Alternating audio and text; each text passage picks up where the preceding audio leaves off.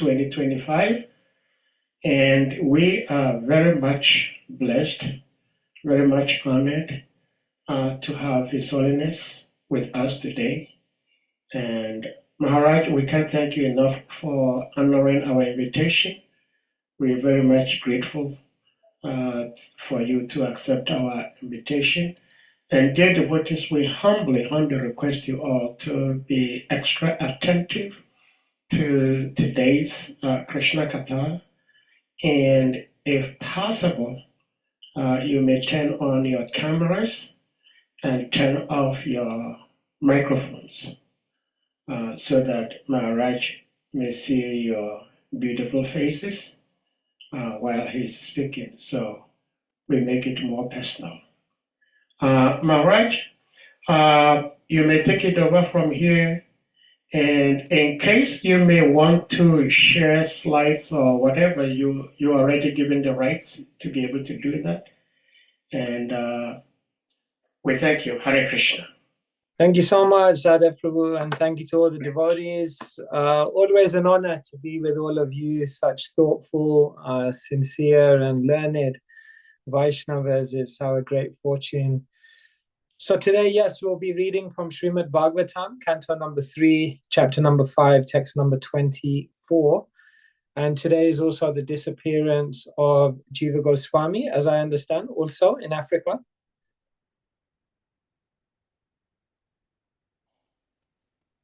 I am not sure. Not sure? Okay. Where I am in the world it is. Okay, maybe we can also discuss something about Jiva Goswami, who's such a... Yes, it is here in the US. I believe it is for Africa also. Oh, okay. Yes, you're in the US, of course. Yes. Okay. Yeah, so we'll discuss a little bit about Jiva Goswami as well, and then I'll leave time for just to have discussion and kind of take it from there. I don't know for my pronounces.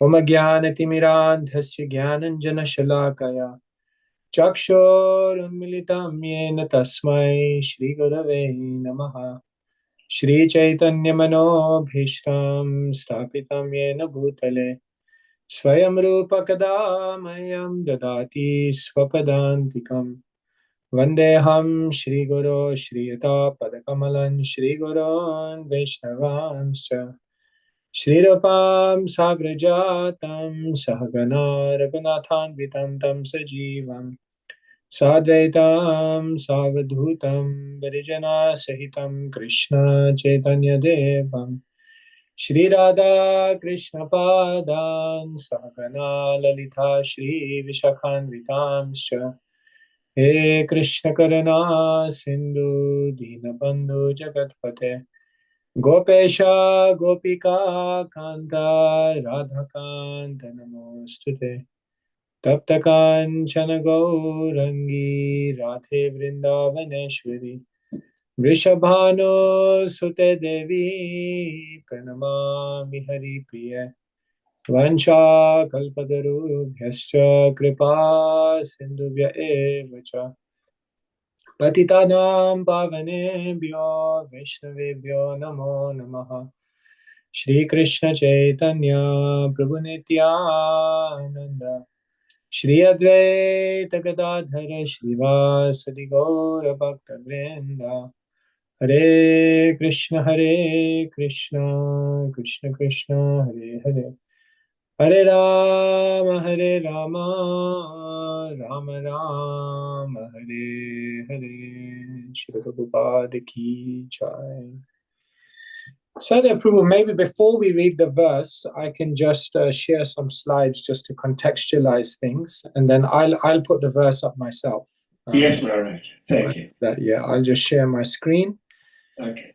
So yeah, as you all know, many of you, that sometimes before I give class, I like to just give some contextual understanding of where we are in the Bhagavatam, because that helps us to kind of appreciate a little bit more.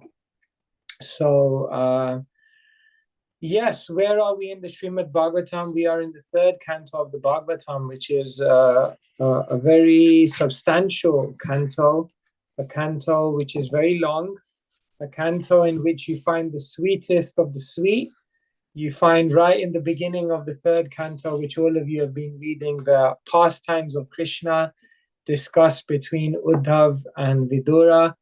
And then straight away, you find the very strong and analytical knowledge of the Mahatattva and how creation takes place. So it's a very interesting canto. So as all of you know, the Bhagavatam has 10 topics. Atra sargo visargascha stanam poshanamutaya manvantere shanukatha nirodha muktir ashraya. So it's explained that different, in one sense, the commentators say that every single canto has some element of all the topics, and therefore you can't exactly map one topic to one canto. But Sridhar Swami, in his commentary, he says that you can actually see there is an emphasis in each canto. And what he says is that in Canto 3, the emphasis is Sarga, the first topic, elemental creation. In the fourth canto, we hear about Uttanapad, Priyavrata, and we hear about the progeny which comes from Brahma, Swayambhuva Manu, and their children. So it's Visharga. Fifth canto, we know, is a lot about the planetary systems. We hear about the different distances between planets. We hear about the hellish planets. And then six is all about Poshanam, because protection. We hear about how Ajamil is protected. We hear about how Vritrasura is protected. And then seven is Uti, creative impetus, because this canto is all about Hiranyakashipu. And the creative impetus behind the whole world is lust. Because of lust, Pumshastriya Mituni Bhavametam, because of lust, so many things are created. Ato, Griha, Kshetra, Sutapta Vider, Janasya Moho, Yamahamma Meti. The home, the family, children, material arrangements, and ahammameti, a sense of I and mine, all coming from lust, characterized by Hiranyakashipu. The eighth canto is like a day in the life of Manu, because you hear about all the different Manus. And then the ninth canto we say is Ishanu Katha, because there you hear about Parishuram, there you hear about Ram, and there you also hear about the family which leads up to Krishna's appearance. And then the 10th canto is all about Krishna, and so naturally Ashraya. And the 11th canto is all about Krishna instructing Uddhav in how to release himself from material entanglement, and he's preparing Uddhav for sannyas, and therefore the 11th canto is said to be about mukti, and the 12th canto is all about nirodha, because there we hear about the annihilation of the universe, and we hear about ultimately Parikshit's annihilation as he gets bitten by the snake bird. So then one may ask, what do the first two cantos represent? According to Sridhar Swami, the first canto is all about Adhikar, because we're hearing different conversations, the conversation between Sukadev and Parikshit, the conversation between Sutta and the sages, we're hearing the conversation between Narada and Vyas. And in these conversations, we're hearing what is the qualification of a speaker and what is the qualification of a hearer. Because before you can even hear Bhagavatam, you have to make sure that the speaker is qualified and the listener is qualified. And the second canto is all about sadhana, because here we hear about all the ways in which one can connect to the Supreme and how bhakti is the ultimate means of connection. So dear friends, this is an entire overview of the Bhagavatam. And today we are reading from the third canto. And now I've given you an overview of the 12 cantos of Bhagavatam. Let me give you an overview of the third canto of the Bhagavatam. And it's very easy. If you remember the word saves, you can remember the entire Bhagavatam, third canto. S stands for stories of Krishna, because in the beginning of this canto, we hear about how Vidura and Uddhav are having a conversation, and they're recounting all the stories of Krishna. Krishna in Vrindavan, Krishna outside of Vrindavan. And in 4 chapters, they have very beautiful exchanges where they're talking all about Krishna and remembering him. Then in the next part of the canto, Uddhav tells Vidura, if you want to know more, then out of etiquette, I should guide you to Maitreya. Maitreya knows more than he's my elder, so you should go and hear from him. And so Vidura goes to Maitreya, and they begin speaking about the assembly and activation of the universe. Sometimes people ask, after hearing about Krishna, why did Vidura then go to Maitreya and start talking about such technical matters? And Srila Prabhupada writes actually in the 5th chapter of the 3rd canto, the reason why Vidura asked Maitreya such technical questions. Prabhupada says, because for the living entity which is stuck in this world, it's definitely beautiful to understand all about Krishna, but it's also very much necessary to understand the predicament of where they are and why they are here. And in today's verse of the Bhagavatam, this is exactly what we're going to learn about. The 3rd part of the canto, V stands for Varahadev, because then we hear about how the universe, which we've heard all about, was sinking into the nether regions, and Varahadev appeared from the body of Swayambhuva Manu, and Varahadev appeared, and through Varahadev the universe was saved from Brahma's nostril. And then we hear about Kardama Muni and Kardama and Devahuti, and how they expand the living entities. And then we hear about Kapila Dev instructing his mother Devahuti. So therefore, saves. This is one way in which you can remember the 3rd canto of Srimad Bhagavatam. And here again, just another chart shows that actually the Bhagavatam we are hearing is the conversation between Sutta and Shaunaka. But Sutta and Shaunaka are reciting the conversation which took place between Sukadev and Parikshit. And Sukadev and Parikshit are narrating many, many other conversations which took place historically. And of those conversations, the one that we're hearing right now between Vidura and Maitreya is perhaps the longest conversation outside of Sukadev and Sutta's conversations, of course, in the Bhagavatam. So this conversation goes on for nearly the entirety of 2 full cantos. And of course, in this conversation, many other conversations are referenced and narrated. So yes, with that slight introduction of where we are in the Bhagavatam, let's go ahead and read today's verse from Srimad Bhagavatam. So today we're reading from canto number 3, chapter number 5, text number 24. Om Namo Bhagavate Vasudevaya. Om Namo Bhagavate Vasudevaya. Om Namo Bhagavate Vasudevaya. Sava esha tada drishta napashya drishyamekadat mene shantam ivatmanam shukta shaktir ashukta drik.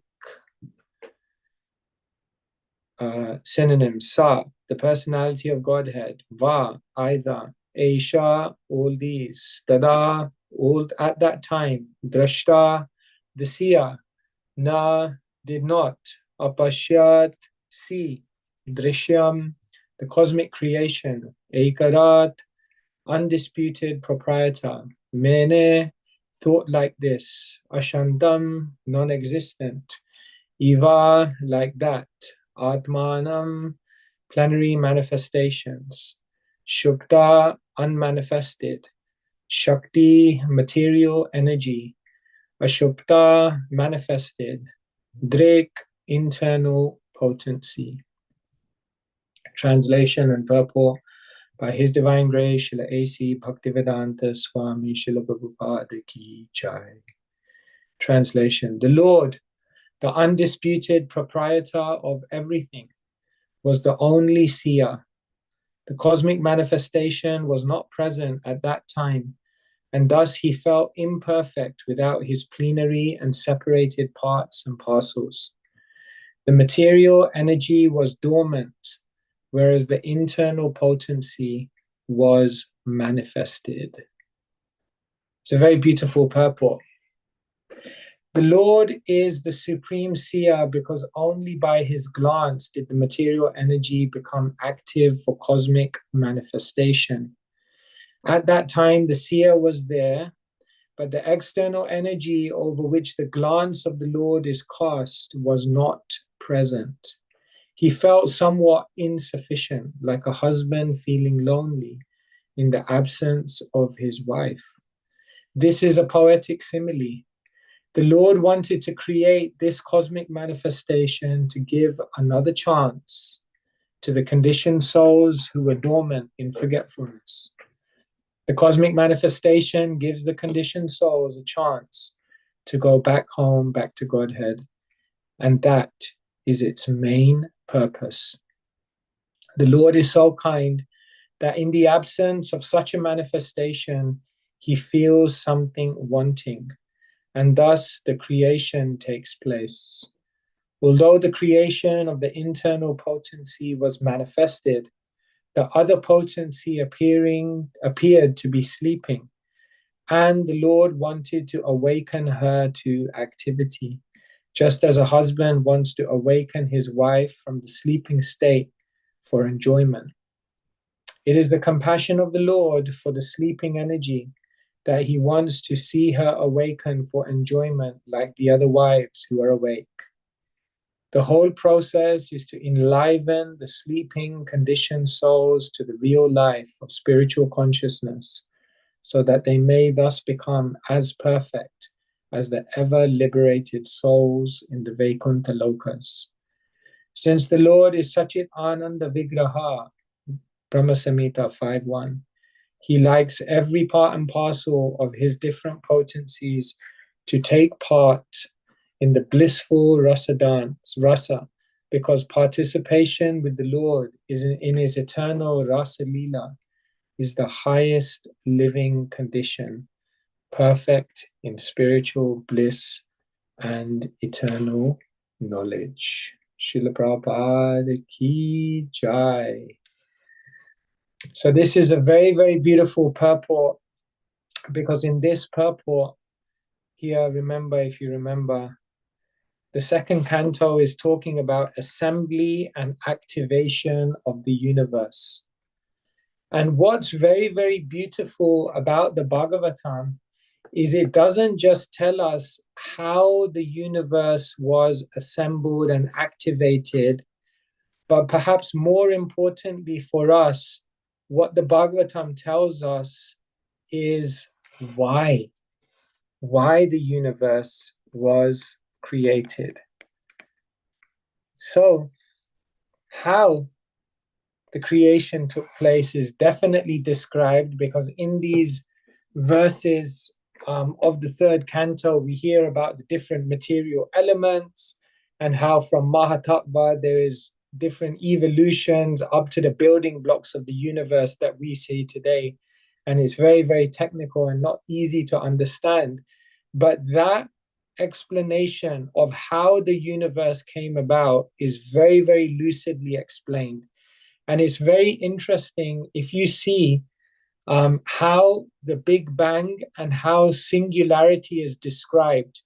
Of course, in the Big Bang, we know about how the scientists say all matter was created in a single, was concentrated in a single point at a superheated temperature. And from there was an explosion. And then there was an evolution of different things to the universe, to the planets that we see now. And if you see the description of that, earth, water, fire, air, ether, how the elements came about, is actually incredibly similar to how elemental creation is described in the Bhagavatam. And so, just like the scientists are out there trying to explain how the universe came about in technical terms, the Bhagavatam also describes how the universe came about. And perhaps on another time I can show you the similarities between that. Maybe at the end of this session I'll show you. But the special offering of the Bhagavatam is it doesn't just tell us how the creation came about, but it also tells us why the creation came about. In philosophy, this is known as teleology. The reason why things happen. And therefore, what you'll see is that this is where science comes to its limitation, because science can never ever really tell you why something happens. At best, what science can do is they can tell you how things have come about. And Aristotle, the great Greek philosopher, he talked about how in the world now, scientists try to reduce the question of why to the question of how. For example, if they say, now we know why the sky is blue. Now, the best that science can do is maybe teach you in some way how the sky is blue because of elements. But the scientists can never teach you why the sky is blue, because that's a matter of purpose. That's a matter of meaning. That's a matter of philosophy. And that science can't deal with. Well, for example, if I say, now I know why you're on the call today, because you've got an iPad and you could log on to the Zoom call because of the devices that you have. Yes, that's how you got on today. But that's not why you got on. You came onto the call for something more than just that. That doesn't describe the purpose behind it. And so in today's purport, what Srila Prabhupada is expanding upon is not so much how the creation came about, although that is discussed, but more importantly, why the creation was manifested. And so, dear friends, this is the difference between science and spirituality. They are dealing in different domains. Science improves things. Spirituality improves people. Science teaches us how to do things better. Spirituality teaches us how to do better things. Science can teach you about the how and the what, but spirituality teaches you about the why. Science can teach you and improve products and processes, but spirituality deals with philosophy and purpose. And so, no matter how well science may be able to explain how the creation came about, what they can never do is explain why the creation comes about. And that is the great offering of spiritual tradition, and specifically Srimad Bhagavatam. So why does the creation come about? In this purport, Srila Prabhupada is explaining because it's an opportunity for the conditioned souls to go back home, back to Godhead. Giriraj Maharaj asked Srila Prabhupada, why did Krishna create this world? And Prabhupada looked back at him and said, because you wanted it. In other words, we wanted independence. Krishna creates the world, and he creates the world in such a way that it awakens us to the understanding that this is not the world that we're supposed to be in. And therefore, this world, as Prabhupada explains, is an opportunity for the conditioned souls to go back home, back to Godhead, to enter into the rasa lila. If we were to look at the philosophies of the world, then this is one way to divide the philosophies of the world. If we say this world, and if we say the spiritual world. Now, on one extreme, people think this world to be real. And on the other extreme, there are philosophies which see this world as unreal. And then there are philosophies which see the spiritual world as real. And there are philosophies which see the spiritual world as unreal. And these four positions are the four broad positions, you could say, of how to look at this world. So the first one in this bottom right quadrant is what we call materialism. They see this world as real. What you're seeing surrounded by us, it's real, it has purpose, it has meaning.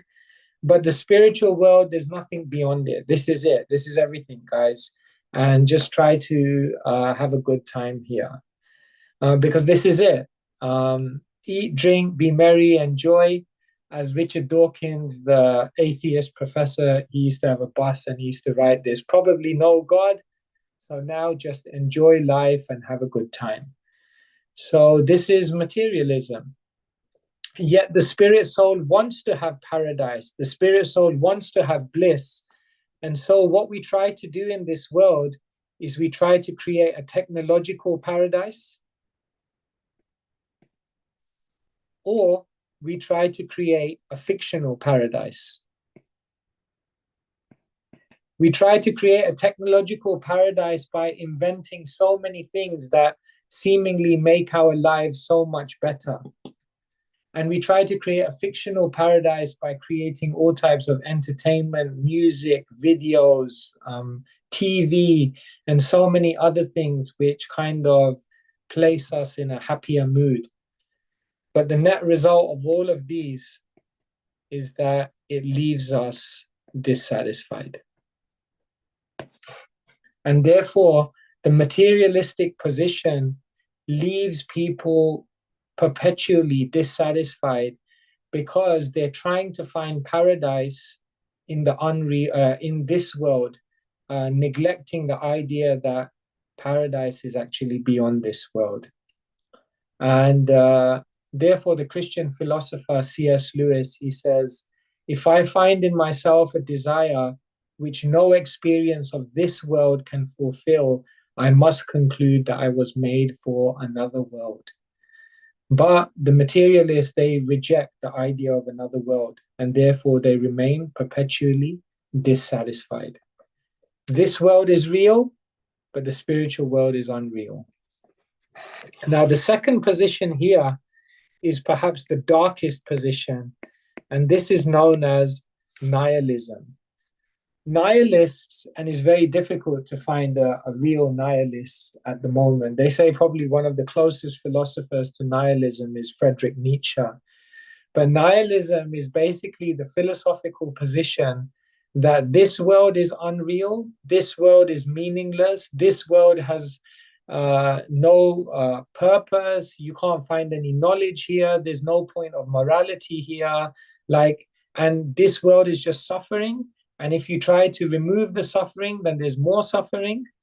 So nihilists believe that this world is unreal, and they believe that the spiritual world is also unreal. And therefore, for nihilists, the only question really is that when should I end my existence? Because there's nothing to look forward to. There's no hope. There's no movement forward. There's no purpose, no meaning, either in this world or in the world beyond. And therefore, this is a very, very dark position to be in. Nihilism.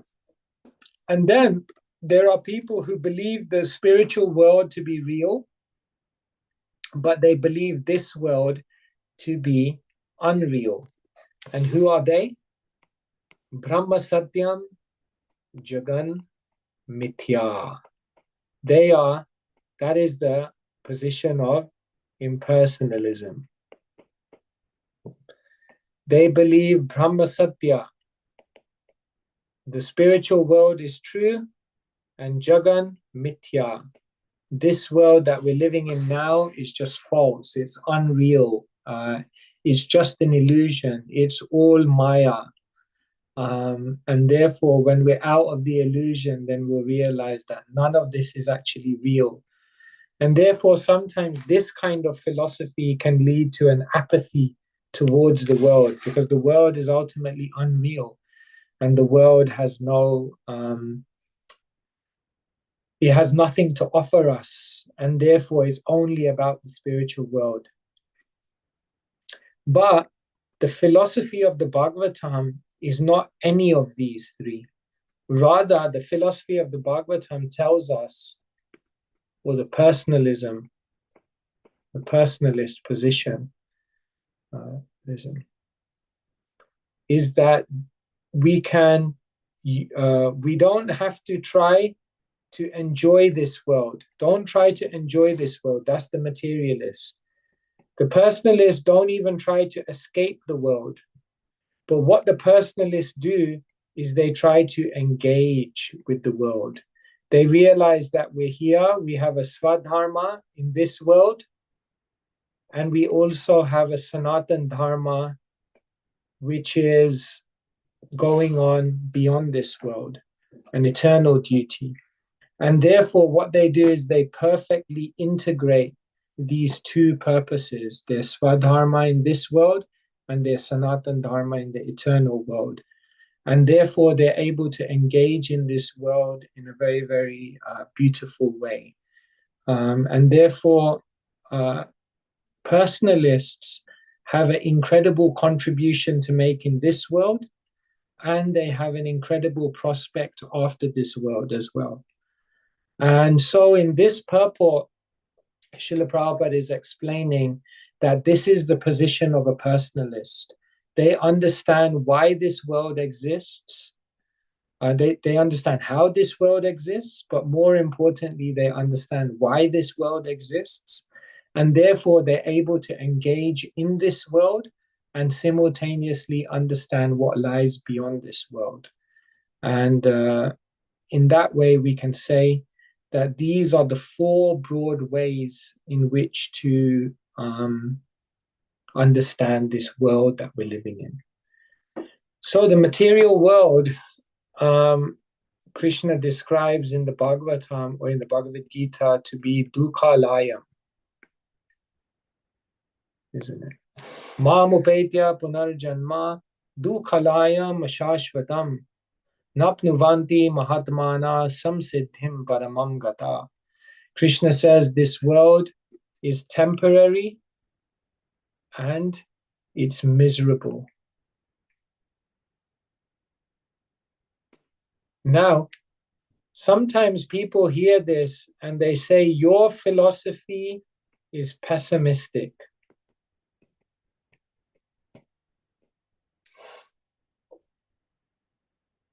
Now, is the philosophy of the Bhagavad Gita, is the philosophy of the material world that's given in the Bhagavatam, is it pessimistic? It's a good question. Or is it realistic? Is it actually what the reality is? Or is it optimistic? Is it actually very, very empowering and uplifting? That's the question.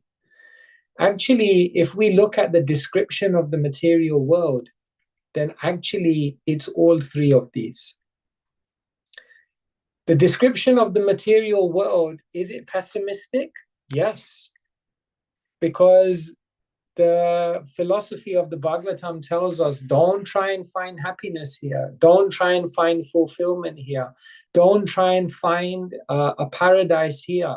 You may try to make a technological paradise, a fictional paradise. You may try to create all kinds of comforts and conveniences, but it's never going to work. And therefore, the Bhagavatam is definitely pessimistic when it comes to one's attempts to try to find happiness here. But more than that, we can say that it's not just the philosophy of pessimism, but it's actually realistic. Because if you look at the world in which we're living today, although on the external, it may seem like it's not that bad, the reality of what's going on in this world, how much people are suffering, how much struggle they have to go through, how much inside of them there is a vacuum, even when externally everything seems to be good. This world is a case of smiling faces, crying hearts. And therefore, the philosophy of the Bhagavatam is not just philosophically pessimistic, but it's practically realistic, because you see that actually no one is actually happy in this world, no matter how much they might try to convince you. Statistics and the real data on the ground shows people are not happy. And therefore, the Bhagavatam's position of the world as a miserable place is not just pessimistic, but realistic.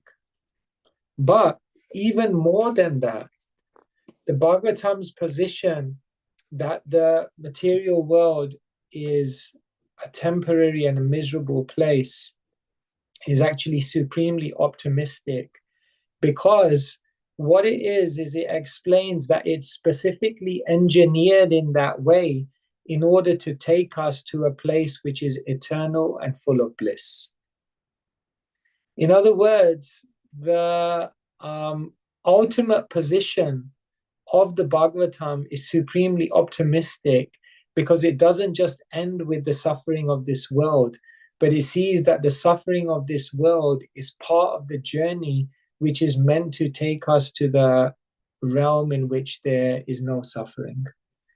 And therefore, it's ultimately an optimistic philosophy, because it sees that this experience is part of a greater plan to take us to a place which is so much better. In the purport, Prabhupada says, Krishna wants the living entities to experience rasa and to ultimately enter the beautiful rasa lila of the material world, of the spiritual world.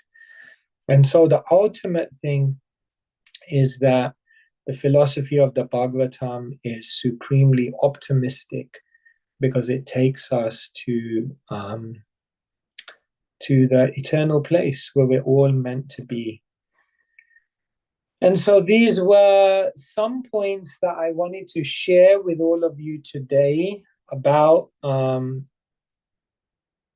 the verse in question and the Bhagavatam, and the explanation not just of how this universe comes about, but also why this universe comes about. And maybe for the last 10 minutes, I'll just stop to say a few things about Jiva Goswami, because it is Jiva Goswami's disappearance day today. And then what I will do is I'll open it up, and then we'll have a bit of discussion.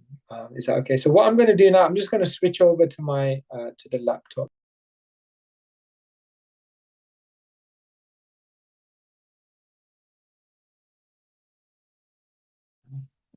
All right.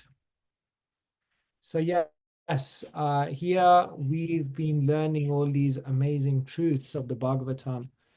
And Jiva Goswami is known as Tattva Acharya. Different associates of Mahaprabhu, they were empowered in different ways. So Rupa Goswami was known as Rasacharya. Haridas Thakur was known as the Namacharya. Raghunath Das Goswami was known as the Prayojanacharya. And Jiva Goswami, his specific speciality is that he was known as the Tattva Acharya. Tattva is a very beautiful word. It means truth, but specifically it means truth that stands true in all times, places, and circumstances. People think things to be true in this world, but they're all relative truths. But when you find a truth that stands true in all times, places, and circumstances, that type of truth is known as tattva. And so Jiva Goswami, of course, as we know, was one of the 6 Goswamis of Vrindavan. And his specific speciality was that he wrote profusely. Sometimes I say the 6 Goswamis of Vrindavan were masterminds of bhakti. They were masterminds of bhakti, number one, because they had mastered their own minds. That's the definition of a Goswami, one who has conquered their mind. But they were also masterminds because they knew the mind of their master, Sri Chaitanya Manobhishtam. But they were also masterminds of bhakti because they knew how to masterfully reach the minds of all living entities through their writings. And therefore, Jiva Goswami was an incredibly prolific author. One interesting fact is that there was only one person in creation who penned and wrote more verses than Jiva Goswami, and that's Vyasadeva. After Vyasadeva, the next most prolific author in the history of creation is Jiva Goswami. It's said that he penned nearly, I think, something like 400,000 verses, like huge amounts. And so Jiva Goswami, an incredible personality, someone who really carried forward the legacy of his superiors. There's one South Indian Acharya, his name is Pillai Lokacharya, and he says, how do you understand who is a true disciple of the Guru? Because many will claim to be disciples of a Guru, but how do you know that someone is actually a disciple of the Guru? And he says a true disciple will be known in 3 ways. He said the first thing they will do is they will carry forward the intellectual legacy of the Guru. That means they'll carry forward the writings, they'll forward the philosophy, the literature, the teachings. The first thing that a disciple will do is when they speak, they will carry forward the intellectual legacy of the Guru. He says the second way you know someone is a true disciple is what they will do is they will carry forward the physical legacy of the Guru. The Guru in his time establishes projects. The Guru establishes temples. The Guru establishes communities which become places where people can live this philosophy. And the true disciple will continue and carry forward that physical legacy. They'll maintain those projects, they'll take care of them, and they'll expand them. And he says the third way you know someone is a true disciple is that they don't just take forward the intellectual legacy, they don't just take forward the physical legacy, but what they do is they take forward the fame of the spiritual master.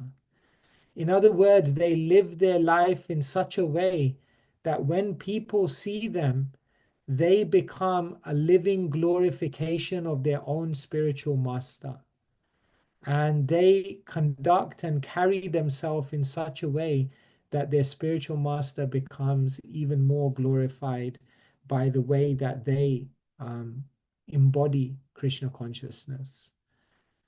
So, dear friends, as we meditate on becoming better disciples, we can remember these 3 things.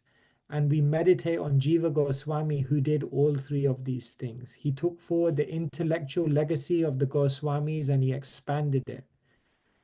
Not just that, he took forward the physical legacy. Jiva Goswami was an incredible manager. And in Vrindavan, so many of the temples and so many of the aspects, the valuable assets of the Goswamis were under threat. And so Jiva Goswami made legal agreements, he made managerial systems, he made all kind of practical arrangements so that the physical legacy of all these temples would be maintained. And not just that, Jiva Goswami became someone who, just by his own spiritual purity, was a living glorification of his spiritual teachers. So Jiva Goswami is an incredible personality. All of the Goswamis, they were incredible because they almost had these paradoxical aspects to their personality. On one side, they were extremely humble, meek and humble. And on the other side, they were incredibly smart and streetwise. They were like the best managers. On one side, they were simple sadhus, just living in a very, very simple way. And on the other side, they were like these powerful spiritual leaders that even kings were surrendering to. On one side, they were extremely deep. They were just going deep into Shastra. They would chant, they would read, and they would get lost in the Bhagavatam. And then on another side, they were just going out into the world, managing, organizing, expanding, innovating in the world. On one hand, they were kind of absorbed in the spiritual reality of Vaikuntha. They were Jivan Mukta. But on another side, they were just so human, so caring, so down to earth. It's explained that the Goswamis would walk around Govardhan and they would speak to all the villagers, and when did your daughter get married and how's your father's health? Just talking about very human things, although absorbed in the spiritual reality. So you can see they were incredible personalities. And Jiva Goswami, his book Sat Sandarbha. Sandarbha literally means to weave, like you have the Jarasandh. Jarasandh means who the demoness Jara sewed together. So Sandarbha literally means weaving together.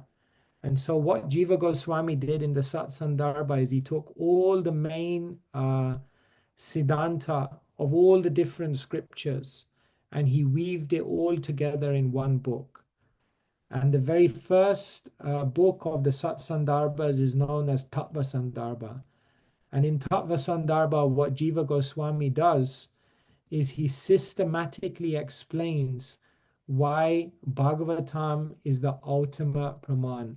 Srimad Bhagavatam pramanamamalam prema pumartho mahan. That if you want to learn anything, then you ultimately have to go to the Bhagavatam, because the Bhagavatam is Sarva Vedanta Saram Hi, is the essence of all Vedantic philosophy. So like this, it's an incredible contribution that Jiva Goswami made.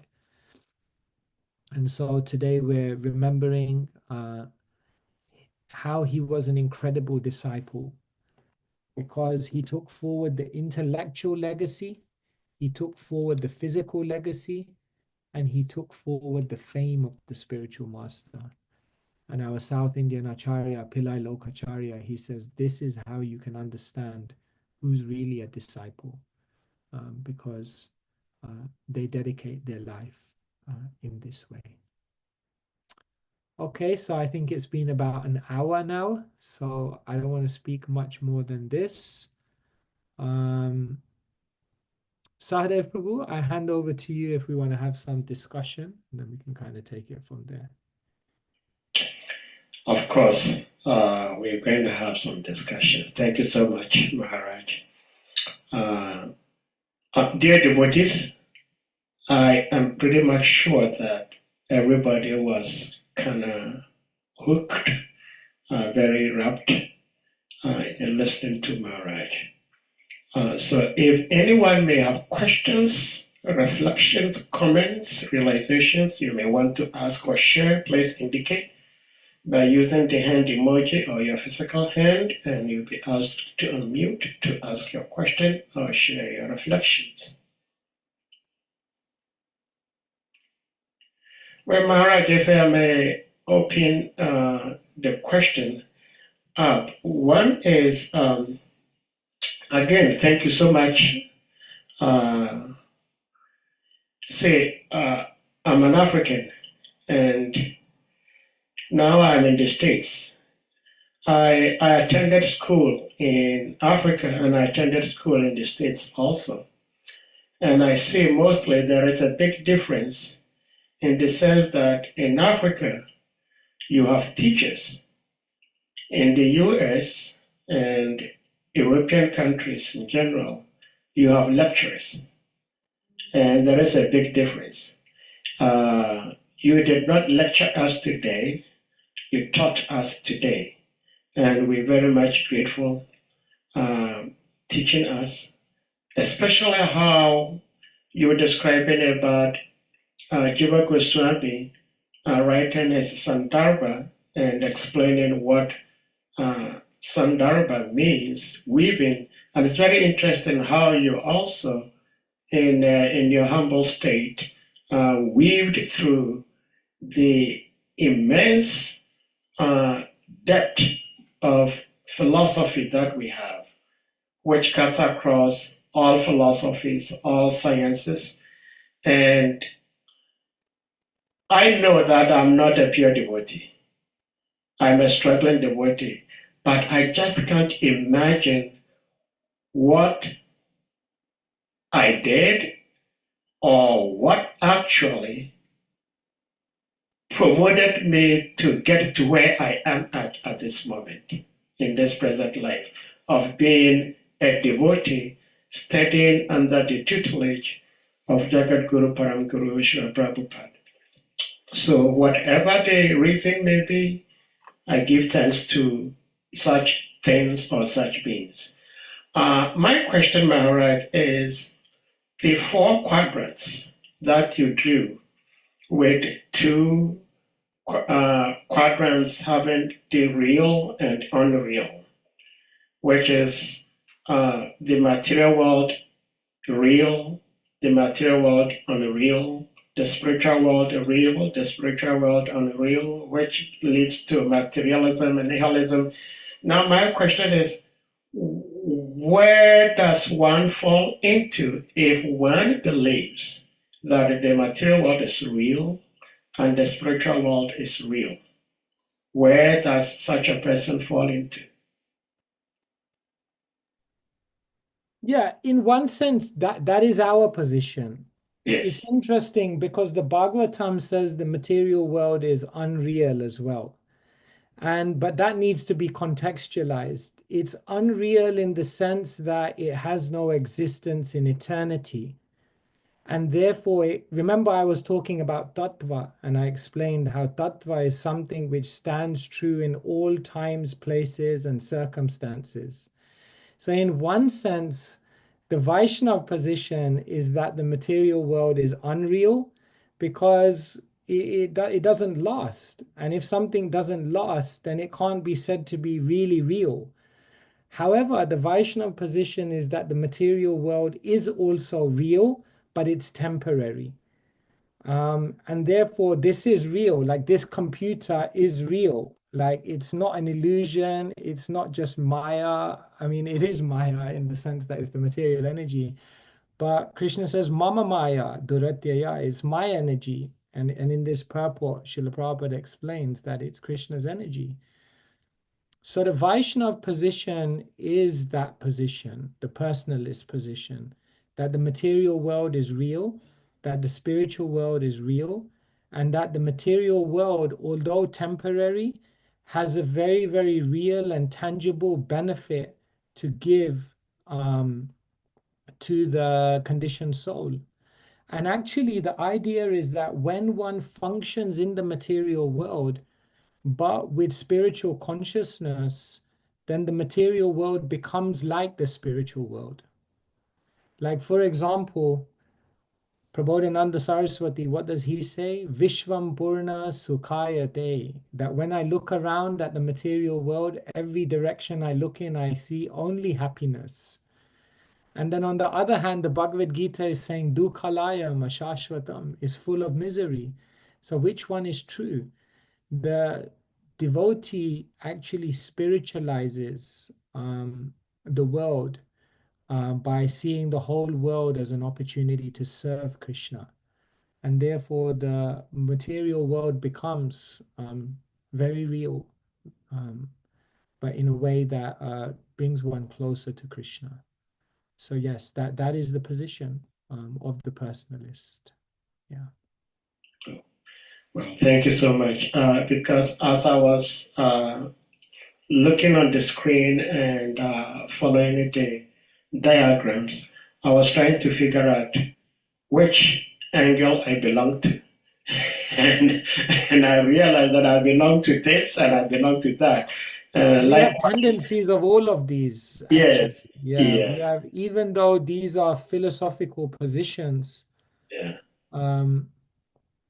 Like we would not ascribe to the philosophy of atheism. We are not philosophical atheists. However, we can become psychological atheists. Because if we begin to act in our life in such a way that we're trying to take Krishna out of the picture, which we do, then we are ascribing to the position of atheism, even though philosophically we don't accept it. So therefore, sometimes we can also be atheistic in our psychology or like that. Or sometimes we can also become impersonalists, not just maybe in philosophy, but in the way that we interact with the world, interact with other living entities, interact with our surroundings. We may say, I'm not an impersonalist, but say, for example, if there's a devotee who ascribes to Vaishnava philosophy, but then we begin to neglect the environment, like say where we just start throwing rubbish on the ground, then in one sense, we're not impersonalists, but we are impersonalists because now we're dealing with the earth, which is divine, which is the mother, which is Krishna's energy, which deserves respect and which deserves reverence for providing everything that we needed in our life. And now we're just interacting with the earth in a very impersonal way. And therefore we become impersonalists. And therefore, I think you're right. Some of these tendencies can come in, even though philosophically we may not take that position. Well, thank you so much, Maharaj. But I had a question on Jiva Goswami. I'll be quick, so we may go to His Grace Shriman Varacharya. That is, Jiva Goswami, such a prolific writer, yet he was, materially speaking, he was a nephew to Sri Rupa and Sanatana Goswamis. Now, my question is, how does it happen that two uncles accept one of their nephews and allow the nephew to work with them almost on an equal level, even though they understand it that, hey, this is our nephew. I mean, it could be my son.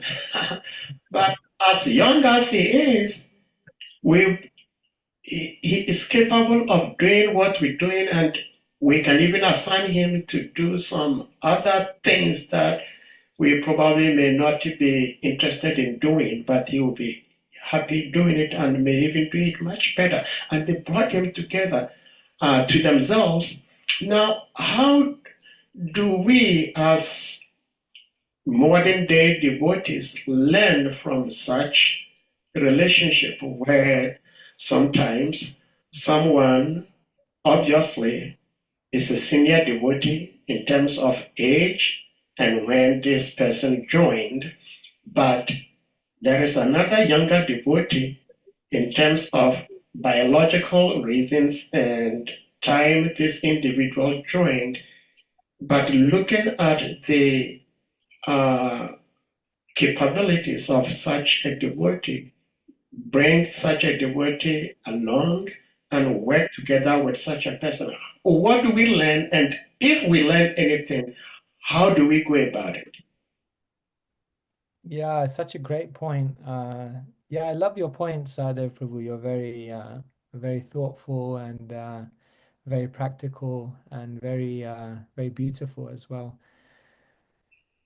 The Goswamis had spiritual vision, and therefore, when they were interacting with each other, there was the immediate identities with which they were interacting, and then there was the deeper understanding of their ontological identities in the spiritual world. They were all manjaris, they were all eternal associates of Krishna. And therefore, they also appreciated each other, being able to see beyond the material frame and seeing on a spiritual level that each one of them were exalted associates of the Supreme Lord.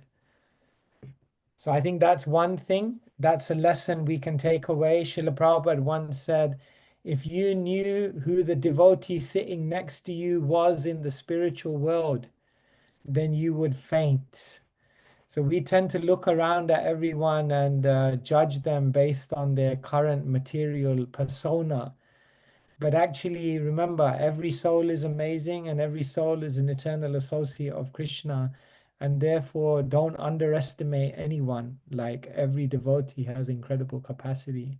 So I think that's one lesson we can learn, to try to see beyond material identities. But I think the other great lesson, Dhira Dhira Janapriyo Priyakaro Nirmatsaro Pujito, that this quality of being non-envious was such a hallmark of the Goswamis. You know, they say to feel distress or to feel compassion in someone else's distress is hard, but to feel genuinely happy in someone else's success is even more hard.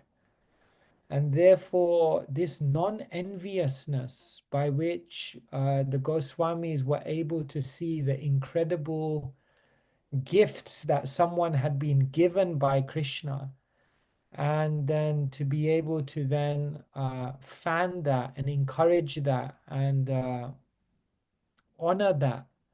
I think that is one of the great qualities of a Vaishnav that we learn. And here we see in Jiva Goswami, although, as you mentioned, younger in age, younger in experience, younger generationally, they saw that he had been invested with a great potency by Krishna to perform a specific task, and therefore they promoted that and encouraged that without any sense of enviousness.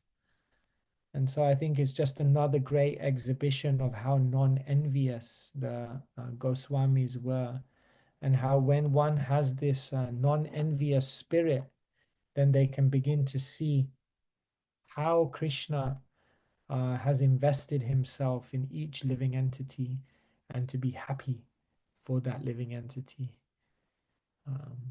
Yeah, some thoughts. Well, as always, thank you so much, Maharaj, for the answer. So we may go to His Grace Shriman Varacharya Prabhu. Please give me unmute. Hare Krishna, Maharaj, please accept Hare humble Krishna, obeisance. All glories to Srila Prabhupada. It's a pleasure having you on this platform. It's a pleasure having you here. We're very grateful for your presence and the wonderful wealth of knowledge that you always share. And so we always look forward to it. So in your analysis of the four types of philosophy. I mean, so the real, the unreal, and the nihilistic, etc. I was going to ask a question, but then Sadi Prabhu asked something similar, and your answer, I feel much satisfied in your answer because it's always very difficult to actually defend that the scriptures do not give us pessimistic view of the world.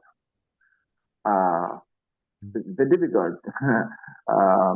Many people hold that idea that this is just being too pessimistic. But, and then, so the question I was going to ask was maybe I don't know. So in your answer to his question, you mentioned something about the scripture says, but Krishna says, Dukalaya Aswasatam.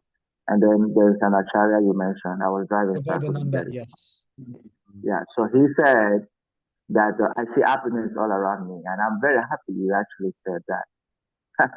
I'm very happy you gave us that because my question was going to be, and I've asked that question on this platform before, I think to Mahatma Prabhu, or I don't know, one of the great Prabhus, and he was actually, flabbergasted about the question that I really don't know. So my question was going to be, where do we really belong as Sadi Prabhu?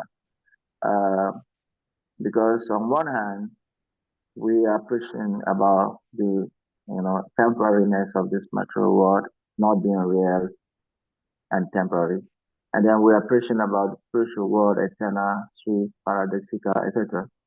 So that's also like, the same concept in Christianity where people say, you suffer in this world and you go to enjoy in the world, in the spiritual world. And people finally realize that this is like, some future post-dated check. It doesn't make you to really live happy. Happiness is in the next world. Yeah. So actually many people have started rejecting that. It does not satisfy them. So are we also not falling into that category? So I remember when I asked that question, I was trying to ask Mahatma Prabhu to tell us, where do we belong? Are we in that category, or are we also, is Krishna consciousness promising us happiness here now, or in the hereafter? And both will be very difficult to actually defend. But then your answer to Sadi Prabhu's question, very satisfying. Now, why I'm bringing this up again is the fact that we have the scriptures, right, as our guide. But if we don't have simply people to explain them to us, we can get astray and we can actually draw the wrong conclusion. And in many cases, this happens. So I'm very happy that you rightly mentioned that even though Krishna said that this material world is Kalaya Asaswatam, but a decently person said, all around me, I see happiness, which means that it's a matter of consciousness how we use what Krishna has given. It's a matter of consciousness. Otherwise, if we get into this duality of good and bad, heaven and hell, we get stuck.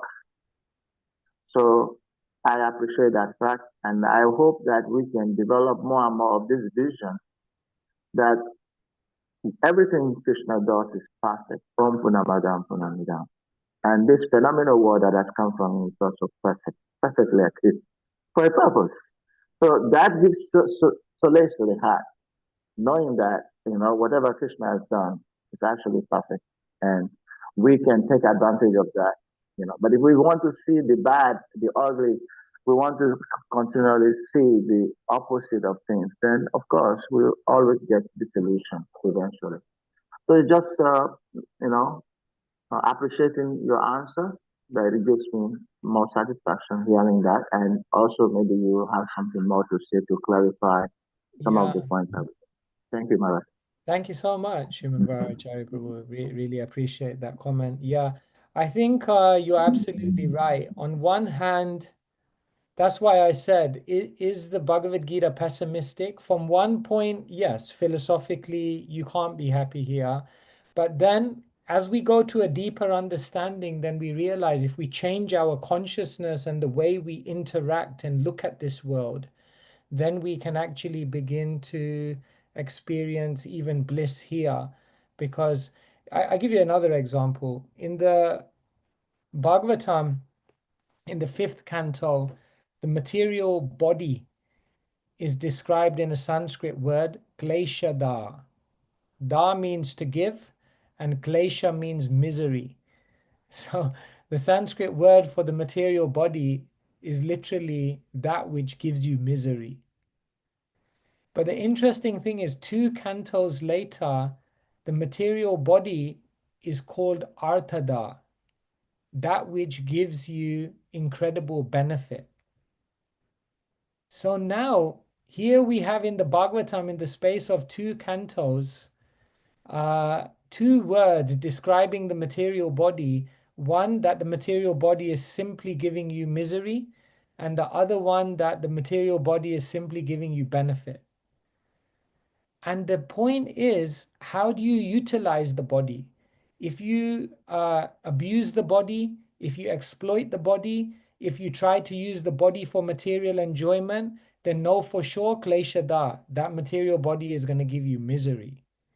But if you use the material body and the intelligence you've been given to learn Shastra, to serve the Vaishnavas, to do selfless acts for others, then that material body is a great tool which is given to you, which gives you great benefit.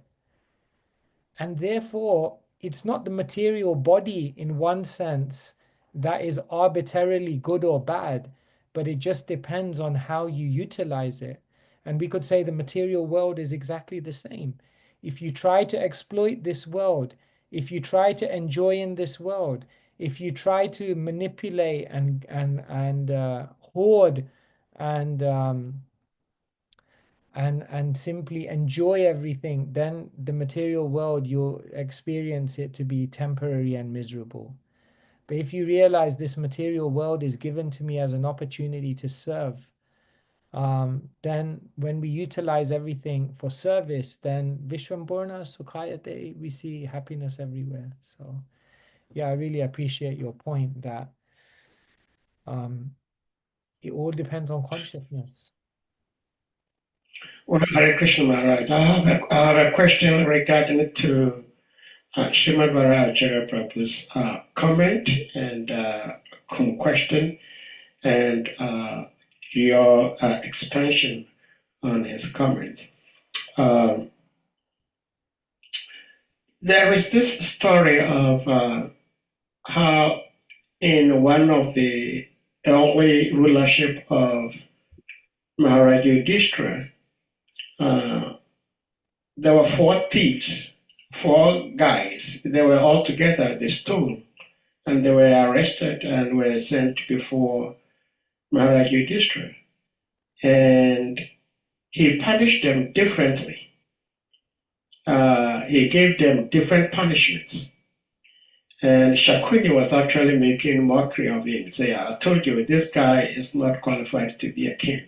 4 people together stole, and you're punishing them differently, giving them different punishments.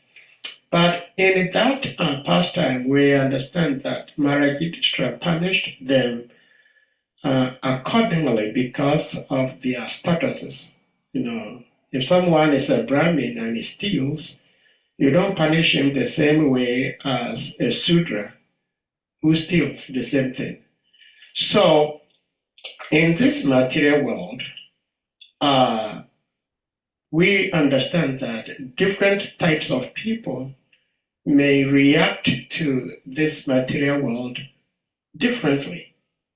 Like in the case of Maharaj Yudhishthira, even though they received different punishments, but they were all punished in any way. So my understanding is that in this material world, we may have different views, different feelings, but ultimately, this is a place of misery. And one speaker was speaking on this very platform, and a similar theme came up. And the issue was, this is also part of Krishna's kingdom. If one begins to feel and live that way, then this place is Vaikuntha. But the issue here is that we do not have Jagai and Madai in the spiritual world. But here we have Jagai and Madai. Nityananda was having bliss. But there were these rascals who came and then cracked his head open. So I may be blessed in my own self, but there is another crazy guy somewhere who will come and trouble me. Therefore, Hare Krishna, sorry. Therefore, these three aspects of pessimism, optimism, and realism, I see how they work, but I think that ultimately one of the three should reign supreme as the reality of this world. And if that is the case, which one is it, Maharaj? I think, no, that's why I gave you all three words, because I think in the material world, how can you be simultaneously pessimistic and optimistic? That's the general. But I think a devotee can be simultaneously pessimistic and optimistic about different aspects of the world. We're pessimistic when it comes to our ability to control the world and to create a kind of a sense of stability and no problems. When it comes to that kind of endeavor, we're like, I'm pessimistic about that. But we're optimistic about the idea that whatever ups and downs there are, if I bring Krishna in, they tell us peace is not an absence of anxiety, but the presence of divinity in every situation. And so we're optimistic that if I bring Krishna in at every moment, then doesn't matter what happens, I'll be protected, and I'll be my consciousness will be merged in that happiness. So I think there's a way in which to be simultaneously pessimistic about the nature of the world, but optimistic about the prospect of the world. And that prospect is always there, that you can bring in Krishna at any moment. And as soon as you bring in Krishna, Om Pavitra Pavitro Va Sarvavastham Gadopi Va Yasmaret Pundari Kaksham Sabha, then everything becomes purified, even the material world, as soon as you bring in Krishna. So we're optimistic that Krishna makes himself so available that we can bring him in anywhere. But we're pessimistic that I'll be able to control everything that goes on here and create this kind of externally this very uniform situation. No, the material world is unpredictable and it's uncontrollable. So I think, both things go side by side. Well, thank you so much, Maharaj. So in that case, I think His Divine Grace, Bhaktisiddhanta Saraswati Thakur Prabhupada Maharaj, was actually testing his disciples, and the disciples actually passed the test, because there is this story about a guru who was preaching so strongly against impersonalism. And his disciples heard a word from other sources that he's been targeted by these impersonalists. And this Maharaj said, no, I do not see anything wrong. Nothing will happen. And eventually, he was killed by this impersonalist. So there is this Leela of Bhaktisiddhanta Maharaj also, who was preaching so strongly, so heavily, and he was targeted. And they were actually chasing after him. I'm sure this is a very popular story.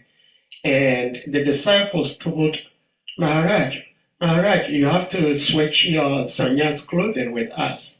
No.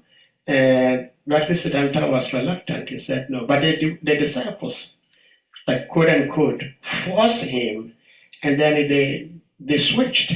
And in this way, they were able to say. So this is what I'm saying, is that within oneself, you may be in place, but The externals you can't the control. externals we cannot control. So I think this is what makes what you shared with us very, very useful tool that we all can try to use this tool to live our lives as devotees in this material world. That we do not just begin to assume that because we're trying to serve Krishna, everything is rosy and Krishna is always going to be by our side. So thank you for sharing this with us, It's Maharaj. too one-dimensional, no? If you're only pessimistic, it's too one-dimensional. And if you're only optimistic, it's almost like too one-dimensional as well, because the world doesn't work like that. And therefore, you'll find that like Bhaktisiddhanta Saraswati Thakur will make statements like, you know, the material world is like a toilet. You do your business and then you get out, you know. He'll say it's no place for a gentleman. But he'll make very strong statements. But then in other places, he'll make the statement that, you know, for a devotee, it doesn't matter. They can go to hell or they can go here. It's all the same. It doesn't, you know. So, Yeah. Well, thank you so much. Anyone else with something to share? I think I saw Dr. Hassan's hand up. Are you still there? And do you still have your question? Sometimes our questions get answered even before we ask. So maybe. Thakur Murari Prabhu. Yes, Hare Krishna, you agree. Okay, all right. Okay, go ahead. Maharaj, can I accept my humble, respectful obeisances? Pranam, All glory to Gurudev, all glory to Prabhupada, and all glory to the wonderful assembly devotees. I think the question I wanted to ask is already answered because I wanted to ask about when you said that there's nothing in this material world for us. And at the same time, when you are answering His Grace Srimad Bharat Prabhu's question, you would mention that we have this material body here, this opportunity for us to utilize it for Krishna. So I think it was not just nothing. So my answer was a question. That's why I put my hands down. Thank you so much. Okay. Thank you. Hare Krishna. Hare Krishna. Thakur Murari Prabhu, please you may unmute. Krishna Maharaj, please accept my humble obeisances and the other devotees on the platform. So thank you for your presentation, and I had the opportunity of listening to you online and different temples. So I'm happy to hear that I'm on the channel with you, and thanks for those very nectarian discussions, and we are greatly blessed and fortunate to have your association. So thanks for your presentation. Hare Krishna. Hare Krishna. Thank you. Well, Hare Krishna. Thakur Murari Prabhu, thank you so much. We have His Grace Govinda Prabhu signed up. Govinda Prabhu is our modern day Garuda.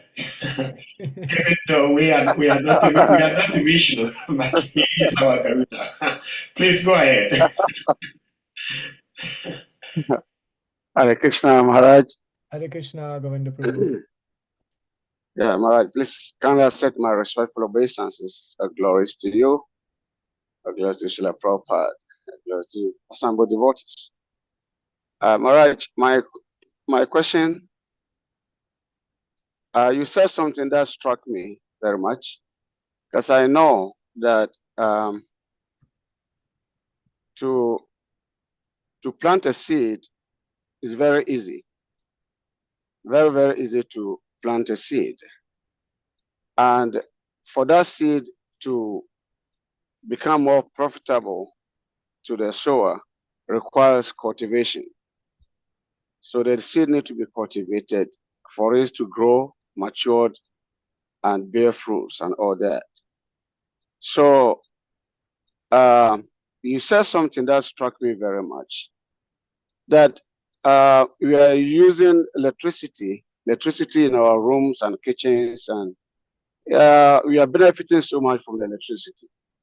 But at the same time, this electricity can be very, very disastrous, can be very dangerous, it can kill us. And so as we try to utilize this electricity for the betterment of our lives, we also have to be very careful. Otherwise, we can also die from the same electricity. The scripture talks about the association of devotees. And from the association of devotees, we can become devotees. But at the same time, the point I'm trying to make here is the point that you chip in the fact that someone asked Prabhupada a question, and Prabhupada tried to answer him by saying that if he know the devotee that is sitting in front of him or besides him, you know, he'll be very, very careful.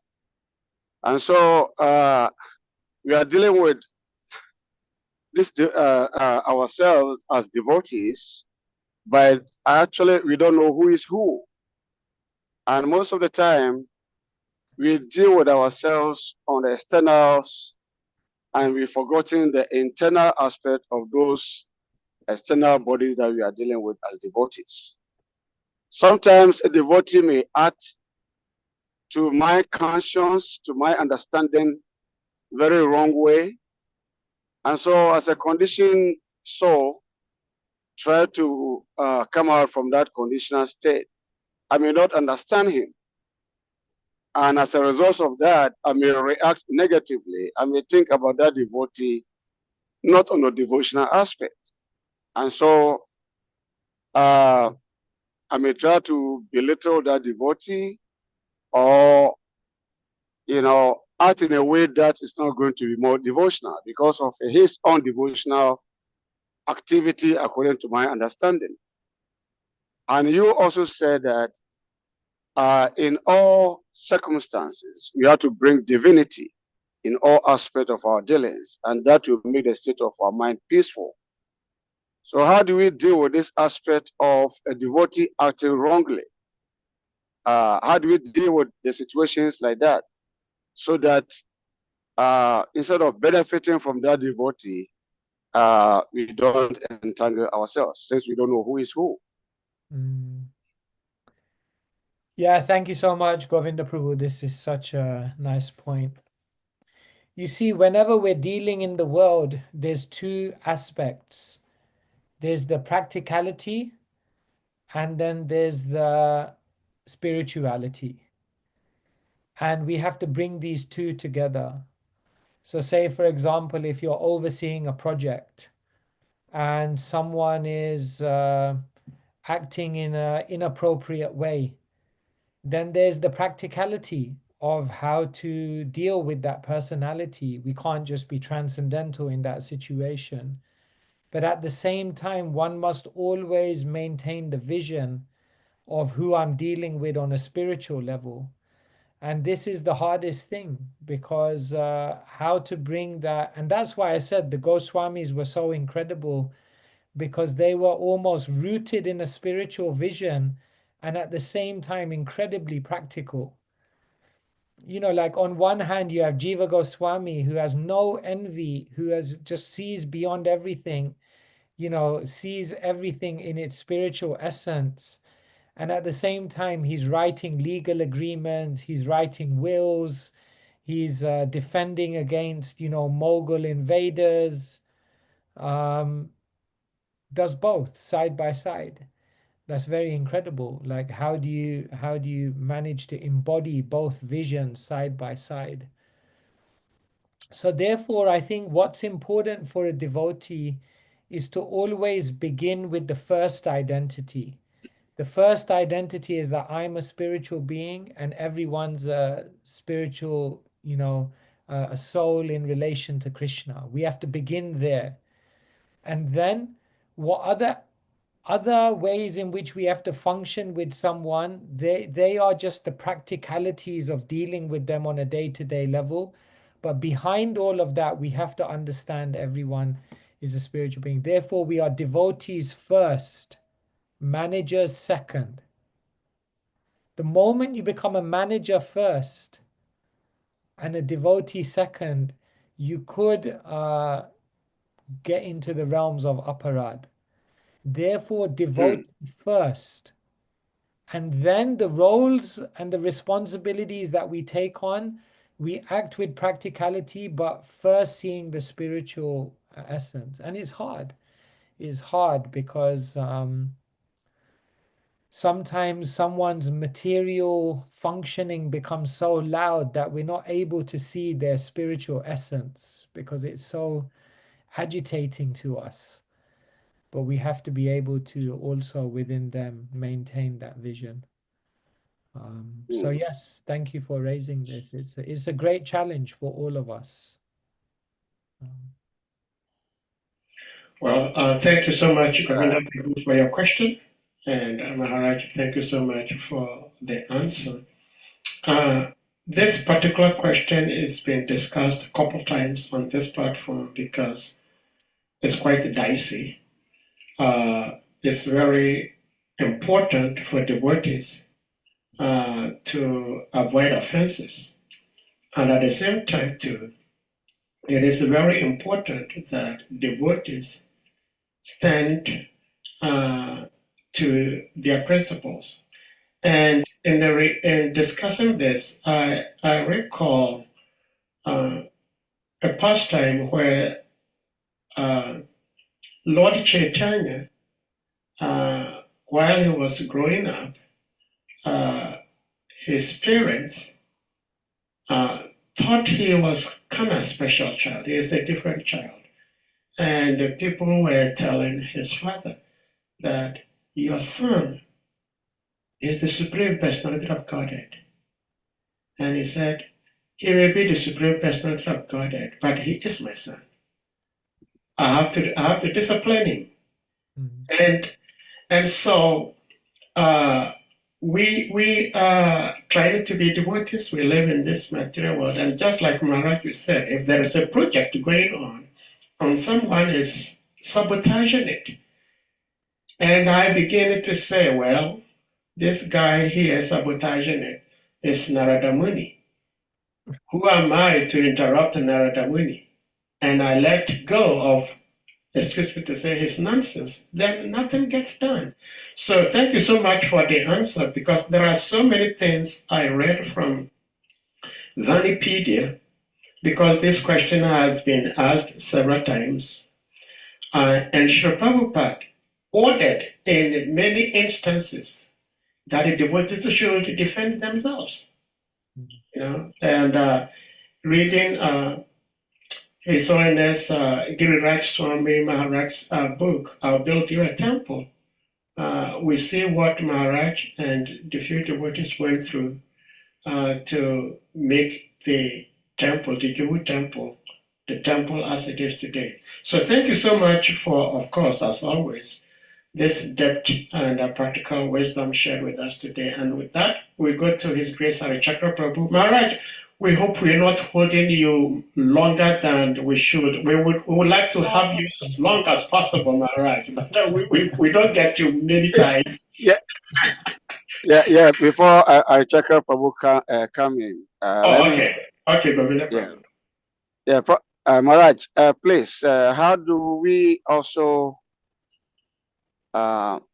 devotional service is so powerful that it protects everyone, both devotees and even demons, and all kinds of beings. And so sometimes the demons also take shelter in devotional service. Some people come in as devotees, but in actuality they are not. But they are in devotional service anyway. And so the demons, we all know what they can do. They cause atrocities. How do we identify the behavior of a demon who is pretending to be a devotee and a real devotee who is also acting like that of the character of a demon? How do we identify both? Yeah, this is it's a challenge. It's a challenge. I think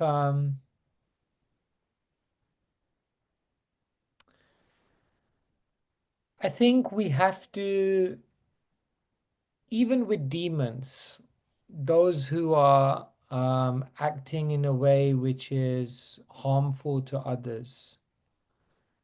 In Shastra, we find many times that by the potency of Vaishnav Sangha, by the potency of the spiritual energy, even they can be turned, they can be transformed. I think we always have to give an opportunity, whatever it may be. I find it like it's very interesting that Vasudeva and Devaki, even after Kamsa had killed all of their children, when they saw in that moment that maybe Kamsa had changed, he had become a little bit repentant, they were ready to forgive. And it's interesting that the very first symptom of bhav that Rupa Goswami writes about, kshantir avyartakalatvam. Kshantir, sometimes it's translated as forgiveness. So what I would say is that it's the hallmark of a devotee never to shut the door on anyone, to always give an opportunity, to always see that potentiality that if Krishna comes into someone's life, they can change. And I think when we begin from there, seeing that there's always potentiality for people to improve, then I think we are able to deal with people more appropriately. But within that, if someone is clearly harming others, if one is clearly doing something, then as a matter of compassion to them, we have to reprimand them. As a matter of, you see, even when a Vaishnav is heavy, even when they're disciplining, even when they're seemingly cracking down on someone, it's still coming from a place of compassion, because they're realizing it's necessary to do this at this point in order to ensure that this person doesn't degrade their mentality further. And so even when a Vaishnav is being heavy because someone is acting out of line, even that heaviness should be coming from a space of compassion, because ultimately every Vaishnav acts to try to bring out the best in others. So yeah, it's hard in practice, but yeah, these are some thoughts. Well, thank you so much. Thank you so much, Maharaj. Yes. I give hearts to Govinda Prabhu's question, because I think it's a very interesting question. Harichakra Prabhu, please give me unmute. Hare Krishna Maharaj. Hare Krishna, Hare Chakra. All glories to you. All glories to you. All glories to Gurudev, all glories to Prabhupada, and all glories to the assembled. Thank you Maharaj. Thank you very much for this class. When we hear things like this, then it revives us to be able to continue with whatever little we are trying to do. Yeah, my question is in line with all what we've been asking, especially the one Sahadev asked and Sriman Prabhu also continued. When you were describing the the Goswamis, when you were saying three things that actually someone is really a disciple of a spiritual master, and one of the things is that the person shows extraordinary compassion, like even though they are very highly spiritually situated, but they come down to interact with people, see how they are faring, how everything is happening in their day-to-day life. Yeah, that aspect is where my concern is, because many a time when a devotee even tries to maybe go interact with his biological family members, or something happens and the devotee is trying to extend a helping hand, then other devotees will start talking that no, Krishna consciousness, devotional service is not, what do we call it? It's not philanthropic act. It's not a philanthropic act.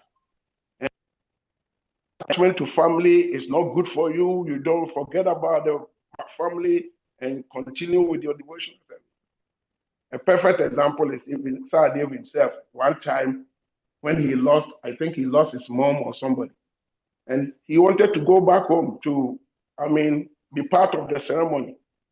And he was being discouraged by devotees. No, no, no, no, this is Maya.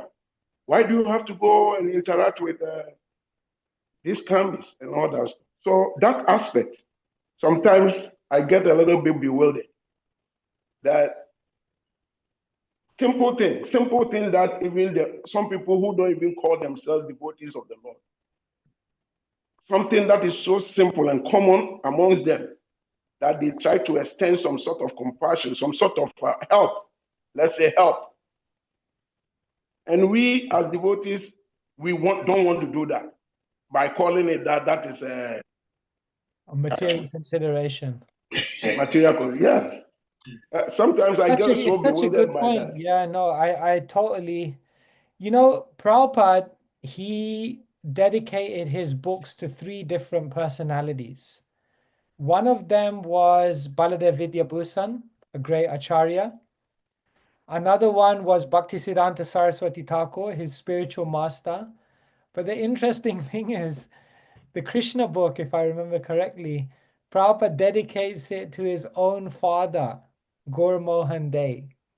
And you think, like, Prabhupada, you're a sannyasi, you're beyond all these, you became socially dead, you cut off all of these ties. Why are you now dedicating your book to your father? You're beyond all of that now, no more material consideration. This is love. We are connected on a deeper level. So when a devotee, I feel in our movement, we need a lot of humanity. What's often happened is sometimes we become so seemingly transcendental that we forget to be kind human beings. And sometimes I've seen the most insensitive behavior in communities where we're supposed to embody the deepest sensitivity. And so I totally agree. Thank you for raising this, Hari Chakra Prabhu. Like, sometimes I feel our movement would advance a lot more by just being nice to each other and just being like a little bit normal and just interacting in a humane way. And so, yeah, I think even with our family, so many of our sannyasis, even though they had taken sannyas, when their parents were in difficulty or when their parents were leaving the world, then they went there. They went to do that ceremony. Radhanath Maharaj, he took the ashes of his father and he did the ceremony personally and he immersed them into the Ganga. Because a Vaishnava is never ungrateful. You see, the point is that as Vaishnavas, we're grateful. So many personalities gave us so much benefit in our life to bring us to where we are now. So how can we be ungrateful? We have to show our appreciation. And so whether it's family or this or that, we try to show our gratitude by being very human and kind. So yeah, thank you for raising this nice point. Thank you so much, Maharaj. Now we have our queen, Grace Mitravinda Devi. Mitra, please give me a new Hare Krishna. Dearest brother, thank you so much. Quite unnecessary. Hare Krishna, everyone. Please set my obeisances. All goes Gureshwar Prabhupada. Maharaj, it's wonderful to see you here. It's absolutely wonderful to see you again. I'm going to get my brother Sahadev for not announcing it to me earlier. I just want to thank you for the energy that you emit, even without speaking. But when you speak and share in this way, it's completely enlivening and supportive to our spiritual nervous systems. For me, it like just once a year, I'd like it for it to be more, but it carries me for quite a long time. I appreciate your sincerity and your knowledge and your emotional maturity that translates and helps us to understand how we should act spiritually. My question is, as it was for Draupadi when she was dragged into the assembly, it's written that we should not mimic Vaishnavas. However, there are these times when devotees feel we should not do anything because we don't want to offend. And in not doing that, we create the biggest offenses. I'm only I'm a jiva in a female body. I'm 5 feet tall. But I have absolutely no problems speaking up for or doing whatever is necessary if I saw a child harmed or a woman harmed in a room full of jivas in male bodies who would choose to do nothing. I personally have had an instance where I experienced something and no male said anything. So how can we move beyond the education of Shastra that is misunderstood, miseducated, to come to the platform of doing what is absolutely necessary in as many instances as possible because we are imperfect, but having like this, the true education of Shastra means, doing the necessary when necessary. How do we understand that? You speak in a way that truly gives us information on care and compassion, but there's also that perspective of standing up, speaking up, and showing up in a way that resonates with this beautiful process of love and protection of the five: women, children, elderly, brahmanas, and cows. If we don't do that, then how are we standing in front of congregations speaking as leaders? How are we showing up in community and telling people to do this and do this? Come follow us. Come follow us. Come follow. And again, not a criticism, but I want it better for my children, for my children's children, for the children. I mean, I was a Sunday school teacher for 12 years in my area, and just in general, how can we do that? Please. Thank you. Hare Krishna. Thank you so much. Yeah, thoughtful question as always, and thank you for your kind words. I was mentioning before, I think we need a lot of humanity. Recently, I gave a talk called Humanity and Transcendence, and I was talking about how morality, of how, personal dealings, how these things are often underrated within the Vaishnav community because we feel like we're beyond all of this. I really appreciate this platform, specifically ISKCON Africa platform, because I always find that the questions after and the discussion that ensues brings high philosophical topics into a very, very practical arena. And I think by having more discussions like this, we all become more aware of what it means to live this Shastra in our life. I think the other thing we need is just incredible examples of love and compassion. It's explained in the Mahabharata. You talked about Draupadi, and it's explained dharmasya tattvam nihitam guhayam mahajano yena gatasa pantha, that the secrets of dharma are hidden within the hearts of the Vaishnavas. And therefore I feel like that's why the living Bhagava is so important.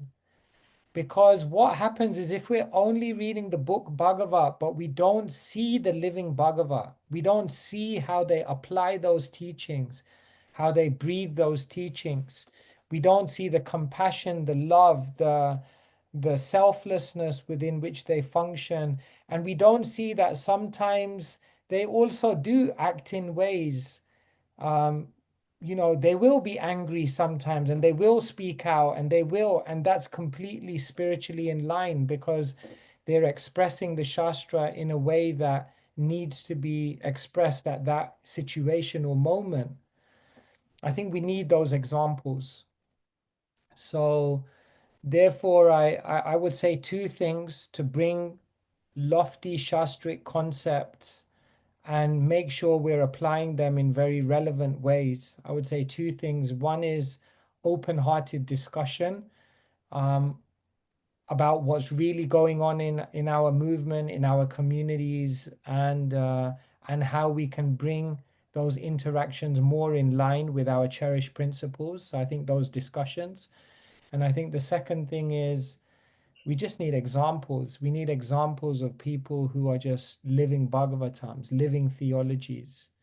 And by seeing how they interact in situations, how they respond, how they carry themselves through difficult situations, how they respond, I think that educates us better as communities how we should be applying Shastra appropriately. Some ideas. It's a big question, but thank you so much. Thank you so much, Maharaj, and thank you so much, Mitravinda Devi.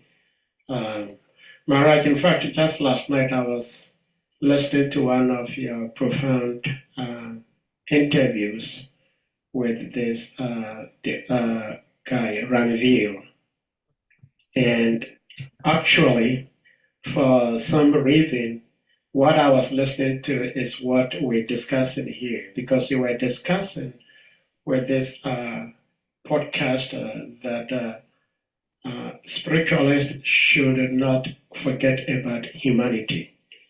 And that is one mistake some of us do most of the time, like Harichakra Prabhu was saying. And yeah, I lost my own biological mother, and my temporal authorities at the time discouraged me from going to the funeral. And I was, and I still am blessed. I do not understand why, because I don't do anything to deserve blessings from the Lord. But I told my temporal authorities that you telling me not to go, but I will. I will go, and I did go. And thankfully, His Grace Govinda Prabhu here, he accompanied me. And we beautifully represented ISKCON to the family. And my question is, Maharaj, sometimes, because we live in this material world, sometimes we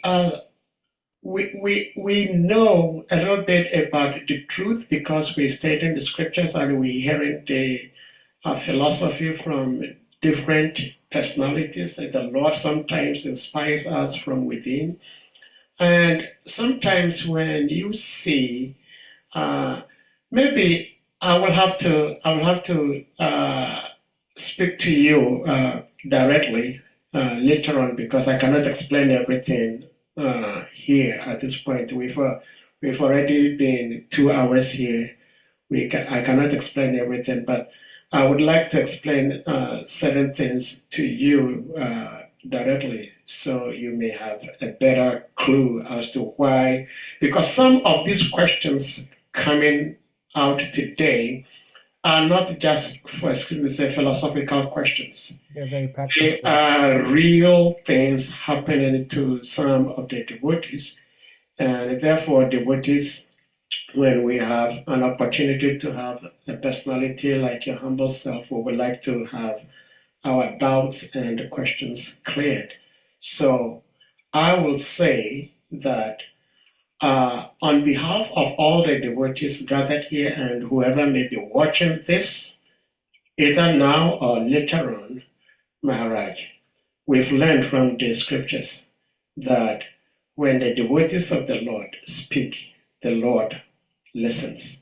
So our humblest request to you, Maharaj, is that you pray for all of us that under all circumstances, we never ever forget Krishna, and we never ever betray or disappoint Jagat Guru Param Guru Srila Prabhupada. This is our humblest but sincerest prayer to you, Maharaj. We need this prayer so badly. Hare Krishna. Hare Krishna.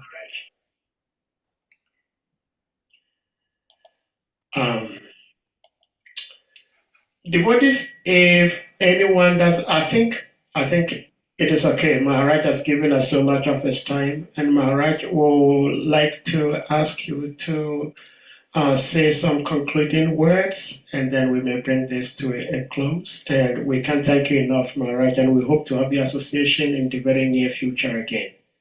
Hare Thank you Krishna. so much, Sadev Prabhu. Well, what can I say, dear Vaishnavas? It's always an honor to be with you all. Satam Prasangan Mamavirya Samvido, in the association of like-minded, sincere Vaishnavas, the narrations of the Lord become very, very powerful, and they remove the fog in our consciousness. So it's always wonderful to be with all of you, because I find you all to be such thoughtful, not just philosophical, but very deeply thoughtful, and practically trying to understand how does this all work in real world. And it's really refreshing to be amongst a company like that. I feel like when I come on, I learn so much myself. So thank you for the opportunity, and wishing you all greater success in your devotional endeavors and greater strength internally. And may you find clarity in many of these questions that we've discussed today, so that we can serve Srila Prabhupada, serve our spiritual teachers, and serve the community in better ways.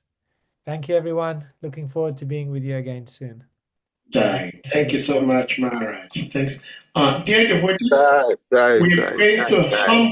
going to humbly request you all to kindly unmute, and we all chant the loudest, whether melodious or non-melodious, it doesn't matter. It does have to be loud and coming from our hearts.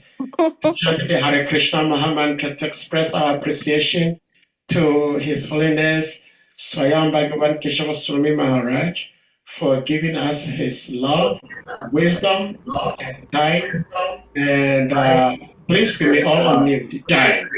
Hare Krishna, Hare Krishna, Krishna Krishna, Hare Hare, Rama, Hare Rama, Rama, Hare Hare. Kalpa Taripascha, Kripa Sindhya Vacha, Namo Namaha. His Holiness SVAYAM Bhagavan KESHAVA SWAMI Maharaj ki Vaishnava Thakur ki His co-founder Srila Prabhupada ki Go Piminande. Thank you very much, Maharaj. Thank you, everyone. See